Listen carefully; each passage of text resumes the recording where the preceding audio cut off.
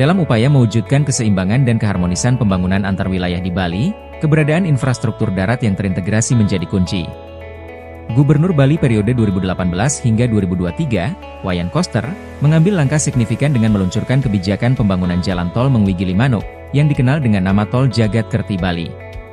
Proyek monumental ini dimulai dengan proses pembebasan lahan yang berlangsung dari tahun 2022 hingga 2023.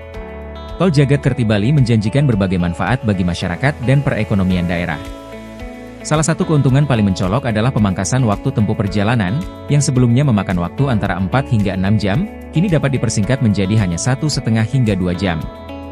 Ini tidak hanya meningkatkan kenyamanan dan keamanan transportasi bagi logistik, penumpang domestik, dan wisatawan, tetapi juga berpotensi mengembangkan pusat destinasi wisata baru. Lebih jauh lagi, pembangunan tol ini diharapkan dapat memperkuat pemasaran usaha mikro, kecil, dan menengah, UMKM, serta menumbuhkan pusat perekonomian baru di wilayah Bali Barat, Utara, dan Tengah. Dengan demikian, Tol Jagat Kerti Bali tidak hanya sekadar infrastruktur transportasi, tetapi juga merupakan langkah strategis untuk meningkatkan kesejahteraan masyarakat dan mendorong pertumbuhan ekonomi di Pulau Dewata.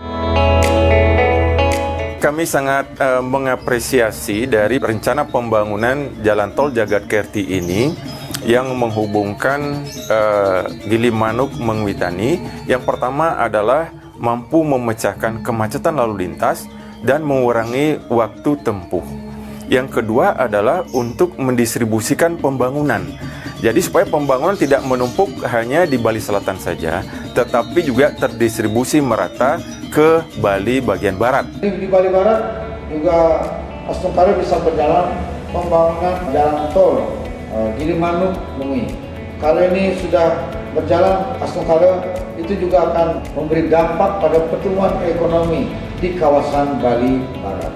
Ini yang sedang berjalan dan tentu saja karena ini merupakan program besar, belum selesai di periode pertama, yang Astungkara bisa dilanjutkan pembangunan ini di periode kedua sehingga Bali ini betul-betul seimbang pengembangan ekonominya melalui pembangunan infrastruktur di semua wilayah yang akan menjadi pusat pertumbuhan ekonomi baru di Provinsi Bali.